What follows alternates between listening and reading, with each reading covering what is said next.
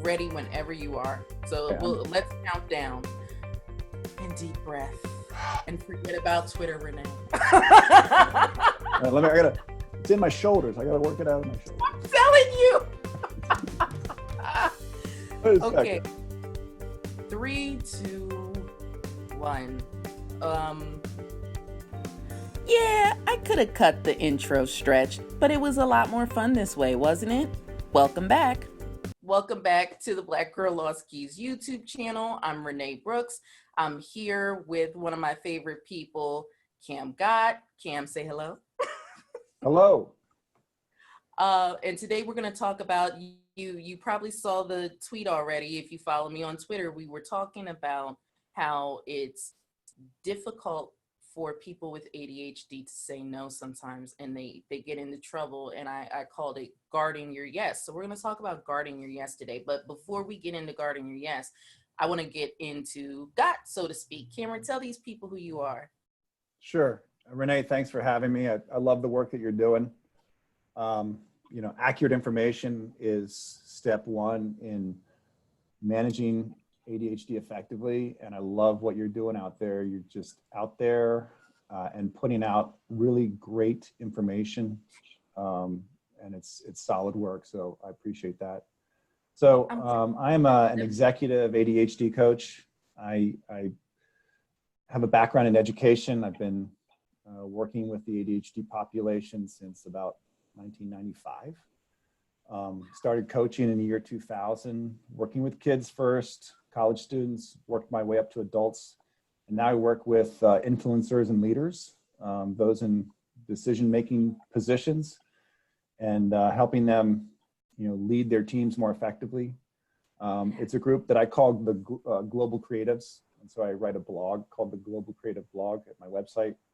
I've also started a podcast recently with Shelley Collins. We're having a lot of fun with that. It's called Translating ADHD, where it's sort of a coach's take on ADHD and how to create effective change. And I train coaches, right? I'm an educator. That's what I am. And so it's what I really love is teaching coaching. And so that's what I do too. Listen, we're going to have to talk because I can always use some additional training, and I'm so honored to have you on here. I called my coach, and I was like, Cam's gonna come on, and she was like, when I was in ADCA and Cam was doing evaluations, he was always the toughest one to get past, and I'm like, I guess I better come in and know my shit then. Like, what situations does a person who has ADHD get into when they don't guard their yes, when they're just accepting everything that's asked of them or requested of them or thrown at them? It's it can sort of impact on a number of levels, Renee. So I was diagnosed with ADHD in about 2000 in 1995, way back. And before that, I had a really hard time with saying no. Yeah. So I have firsthand experience of that. And so just on a practical level, we get too much on our plate. We get overextended. It becomes this time management thing, and it's time management can be tough for us in the first place. Yeah. And so that overextension can lead to overwhelm, and overwhelm can lead to almost like a prefrontal cortex shutdown, right? You just kind of go offline. And so being spread too thin, in a practical sense. It also can have more of a personal impact too, in the sense of not really appreciating or recognizing who you are and what matters. Right? Ooh, yeah. That if we're saying yes to everything, well, then what matters to us? What matters to us? We lose sight of it, right? Yeah. And by the way, there's my t-shirt idea for you is work on what matters. Ooh. Ba-boom. You said you had the shirt. That's the shirt, Kim. Take it. Take it. Stop. I can't look, I'm gonna have to send you royalties, man. Work on what matters. Yeah, because with ADHD, here's the thing is that we often don't work on what matters, but we work on the biggest signal. And a yes is all wrapped up in a beautiful dopamine signal, right? We say yes to something and it just is a magical dopamine moment, like, yeah, I'm in. And the And people are then so happy and they're always so annoyed with us. annoyed later. They're annoyed from the last time we said yes. Yeah, but we're not thinking about later, are we, Renee? No, no, we're here now, right? It's now and not now. Like, it sounds good. I have no idea how much time it's going to take me. I have no idea what I'm already committed to that's going to keep me from getting there. I just know you look really happy because I said yes. And I love that. Right. So And I I'm really, happy because I get to help you. And I love helping people. It's just all the dopamine. it is, and it's so in your in your thread and Twitter around this, it was around people pleasing, right? And Yes. that can be one element of it. But it does. It's sort of, we tend to be helpers. We want to pitch in. If we see someone in trouble, we're going to help out. We'll often go and sort of bail out their boat while our boat's sinking, All the time. Their boat's right? more interesting than our boat. We have solutions for their boat that we don't have for our own. Yeah, because it's hard to, and it is. There's another conundrum with ADHD is like, why is it that I can always help someone else out, but I can't help myself? Yeah. So yeah, the getting spread is tough. And I think that one of the big reasons why it happens is we have a sense that we have an infinite amount of resources. And the resources that I think about and I tell my clients is the acronym T, right? So I'm drinking my tea right here. Right? I got my cup of tea, TEA, right? So time, energy, and attention. And those of us with ADHD, we have a sense that they're infinite, right? And so what do you do with an infinite resource? You give it away, you give it away, you give it away, right? Yeah, I'm in, count me in. Help you out with your, project over there, I'm in. And so not really having a sense of that, the finiteness of time, energy, and attention. And when I talk about attention, I'm saying bandwidth, Yeah. right?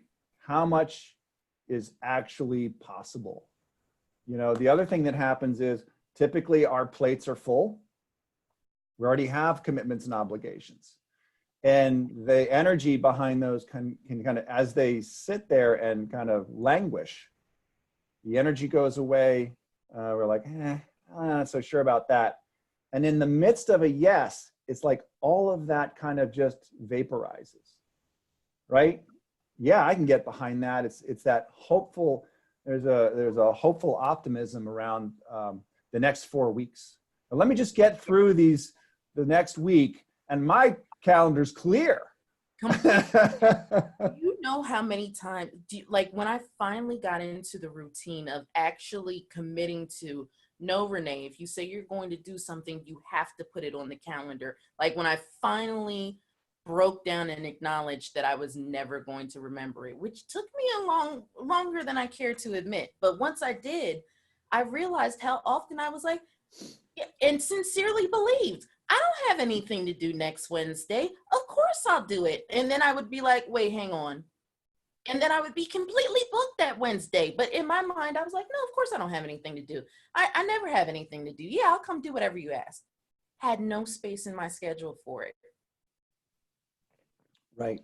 So starting to kind of create a pause there, right? To kind of check in on, get curious about this whole yes, no process, because it's a process. Early on, I started my coach training about year 2000. Okay. And I started with general coach training, nothing to do with ADHD. And day one, they're talking about a powerful no. right? How to say no. And I was like, what? I just didn't understand what that meant, you Yeah. know? And it's like, and again, making this connection between when you have a clear no, then you can say yes to things that really matter. And that goes back to the t-shirt, right? It's like, we want to save our yeses for the things that really matter.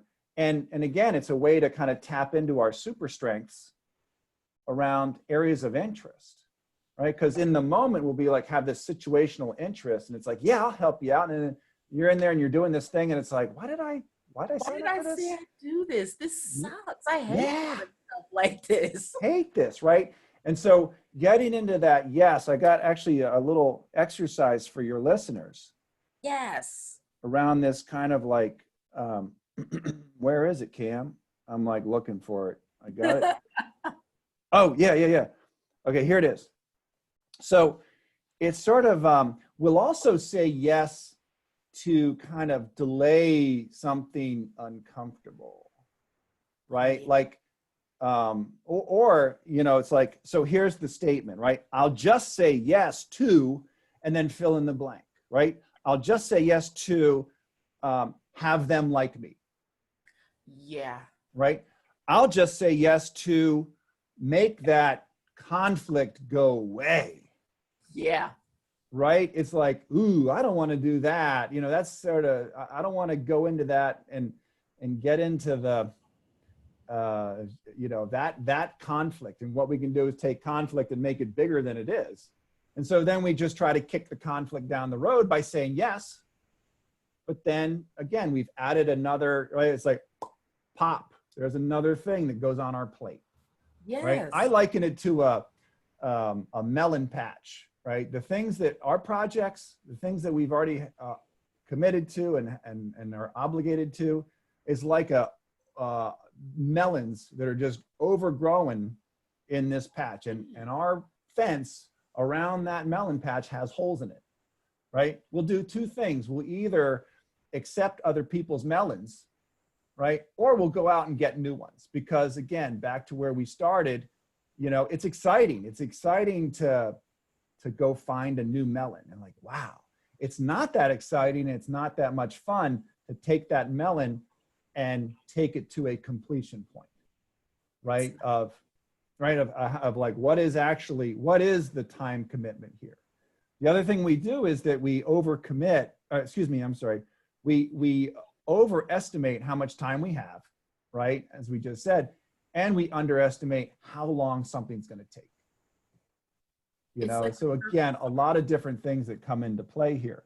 But if you start to kind of look at what is motivating the yes, right? Is it about avoidance? Is it about people pleasing? What's the motivation? Motivation, you know, is a very much of a basic human thing that occurs. And so when you look at like, what's motivating me here? Is there a belief that's at play? yeah, Right? Like if I say yes, does this make me a different person or more likable? Right? that's it. And then, as you said, what I love about what you've been saying on Twitter is get in touch with your no. Right? What's the no that can help to define what you say yes to, and start to practice saying no. Right? Yes.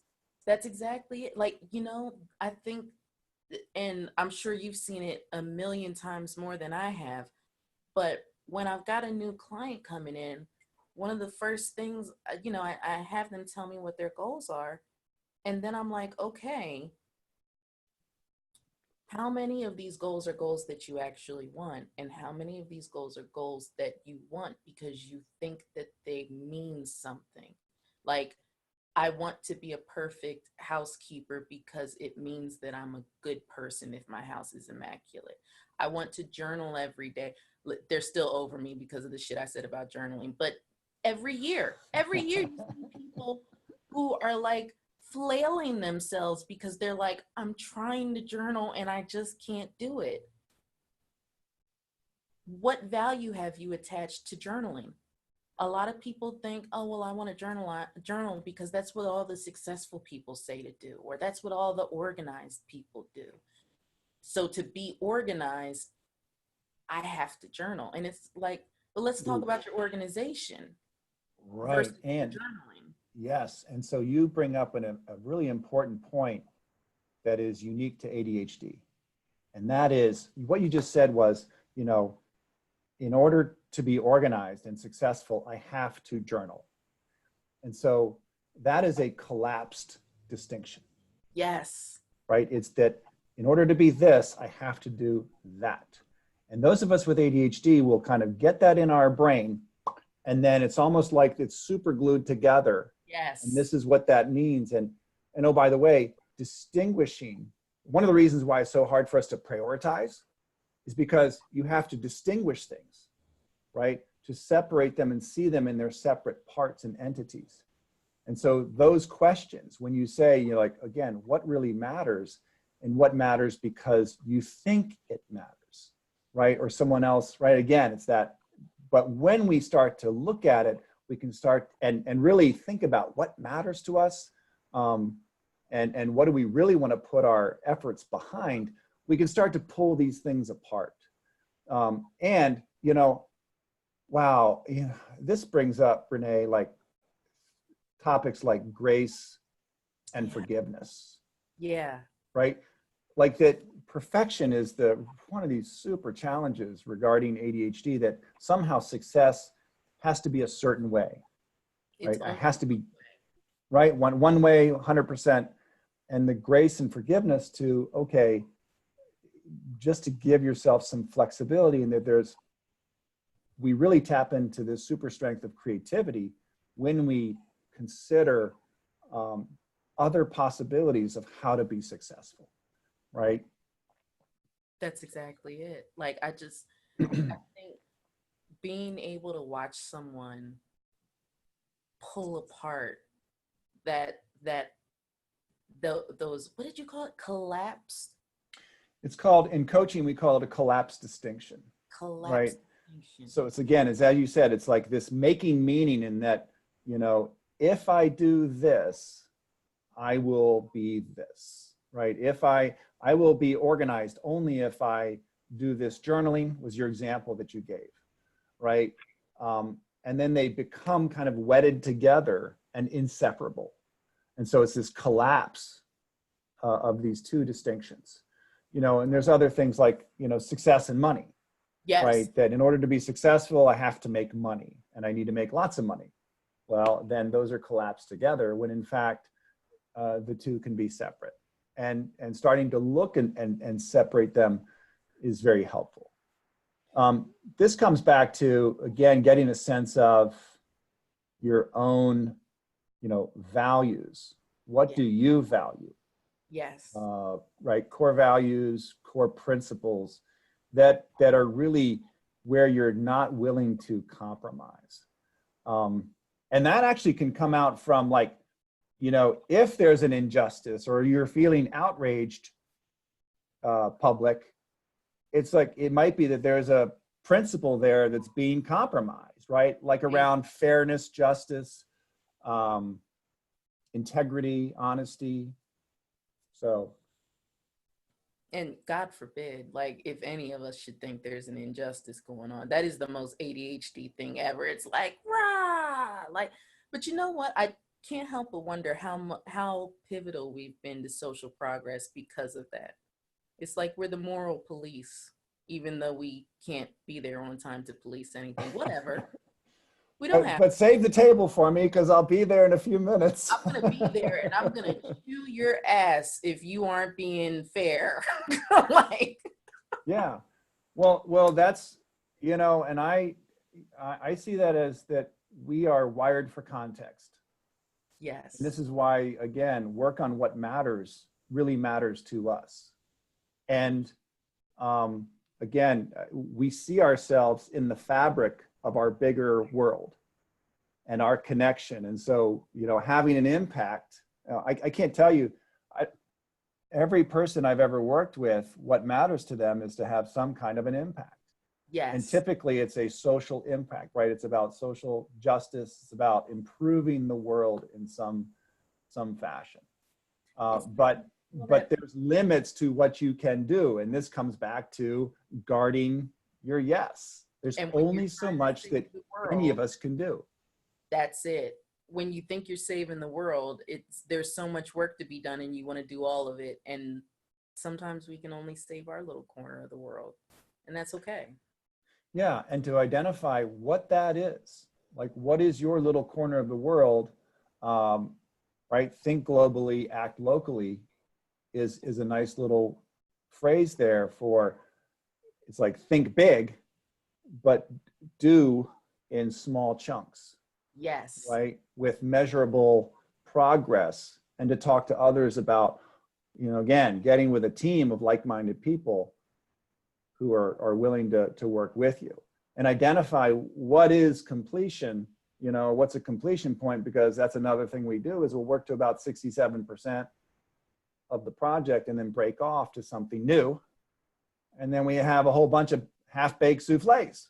We do. But there's a market for that. There's a market for neurotypicals to come in and like clean up the ideas that we didn't Oh finish. yeah, We got started well. All we got to do is like, can you just come and finish my idea? Like I'll just take it. I see a large warehouse on the outskirts of Atlanta that we can just put all these half-baked souffles, and they come in one door and the neurotypicals come in the other, and I mean it's a win-win, don't you think? That's all. Like, the world will be cleaned up before the end of the week if we can just get it done. God, just get it done. Isn't it? Like, doesn't that sum up like I remember when I was a kid, and speaking of which, I was diagnosed with ADHD for the first time in 95. So we've had ADHD to the best of our knowledge for about the same length of time, but I wasn't treated until I was 25. So it took me until 2009 to actually get something done about it. But 95 was the first time they knew.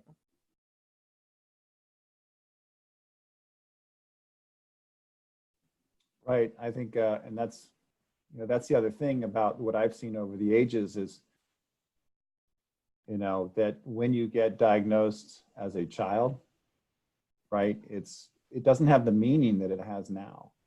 You get to a point where you see the impact of it, and you really come to recognize and accept that, okay, I got to look at this. This is impacting in some way. And as we said before the call, right, that's one of the big drawbacks of having ADHD is it creates a barrier between us and us creating awareness. Absolutely.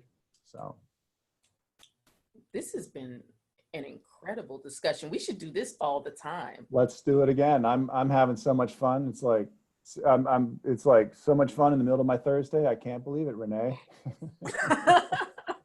This is excellent. Seriously. I'm just here, sitting here. That's all I do is just sit here. So anytime, awesome just give me a call. Look, I've got bookcase envy. I'm just like, I'm going to be sitting there going, okay, if I can just get my friend who's a carpenter to come by. Now, do you appreciate, I'm going to just turn my, Yes. what I do is I was a geology major. And so you can see the topo maps, the topographic maps that I put behind Oh the my bookcase. God. You know what? Oh, I need them. But this is the only part of my house that looks awesome. I got holes and I got squirrels up there and oh my God. No. Listen, I tell people I have to shoot from this angle because if I don't, they'll see it looks like I'm an egomaniac. It's like there's this whole wall dedicated to me.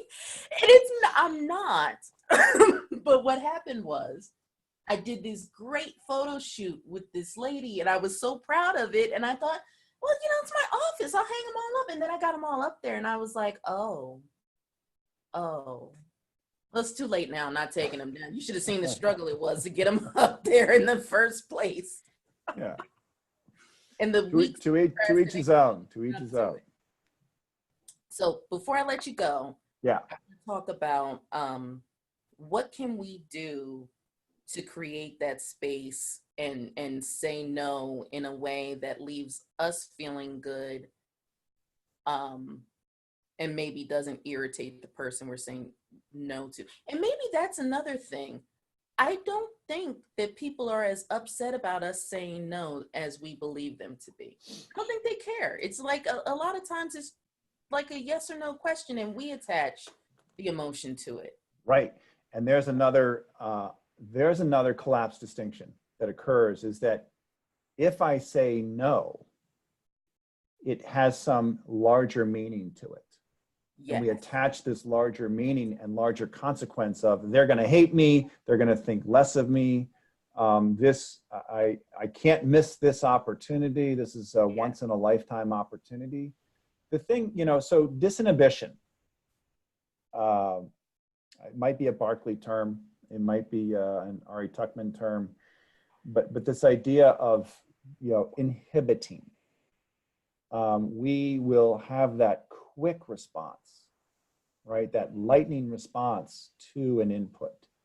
And if you can buy some time with your yes, right? I think that what I like to suggest people try the yes delay, right? In the sense, when someone asks a question, because, and again, we're not thinking about time as an ally.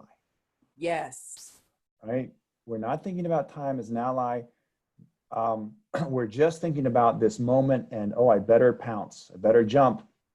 And if you just say, hey, you know what? That sounds really exciting.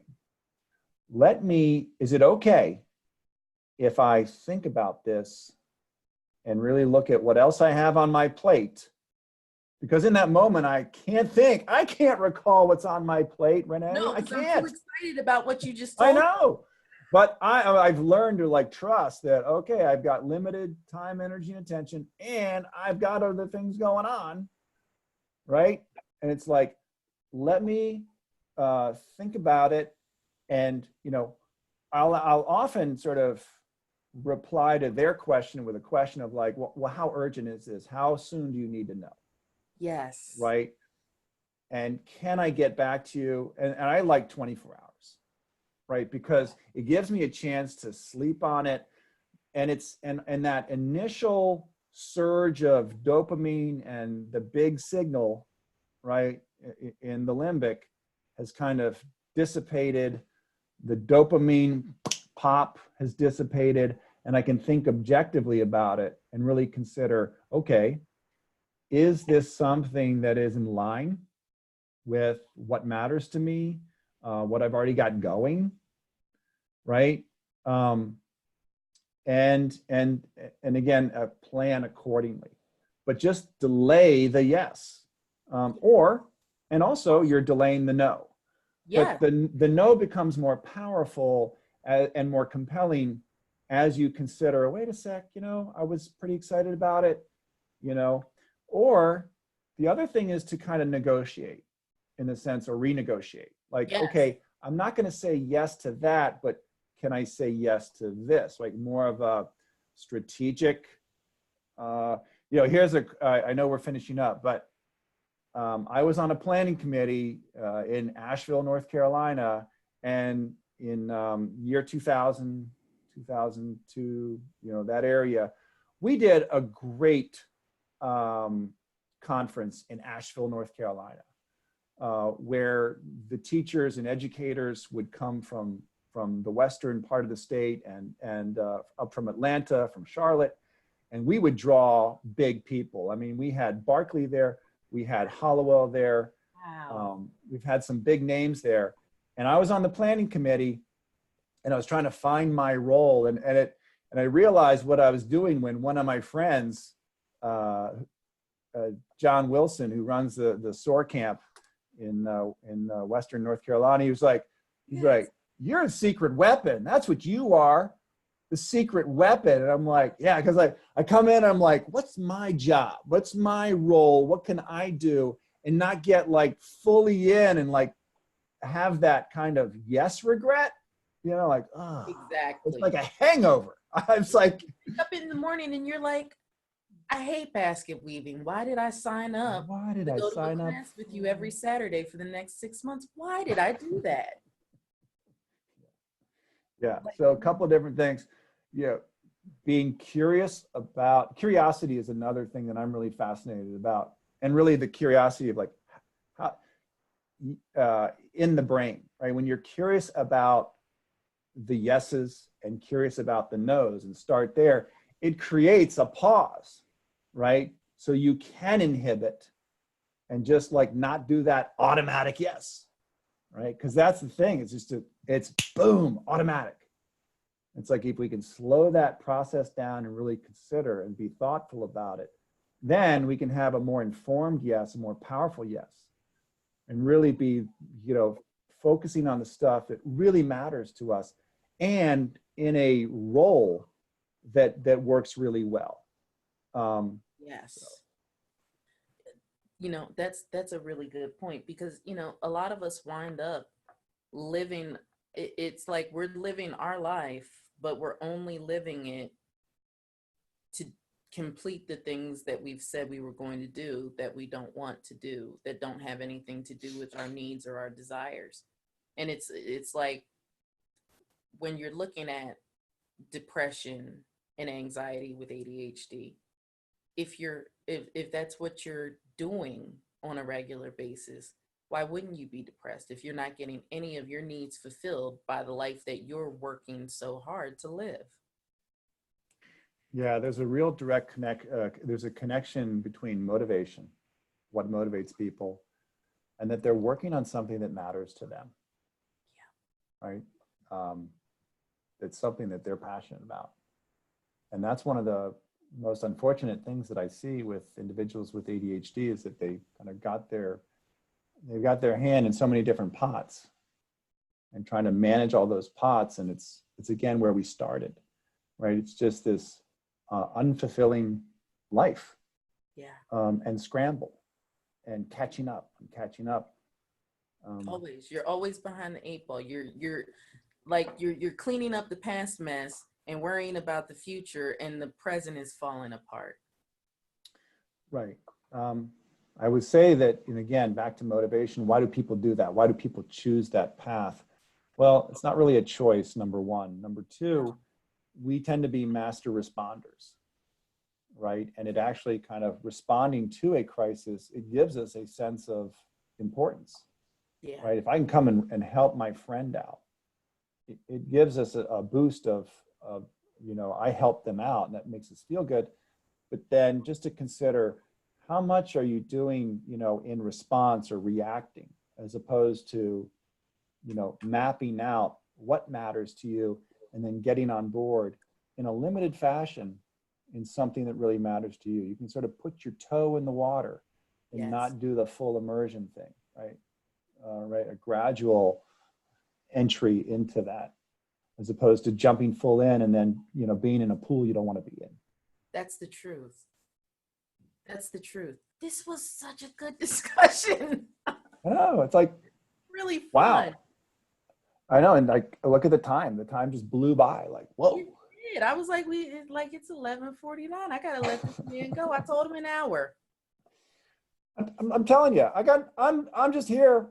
I'm just here. I got nothing to do. To hear more about me, Cam, and Tease, take a look at the show notes. Thanks for watching.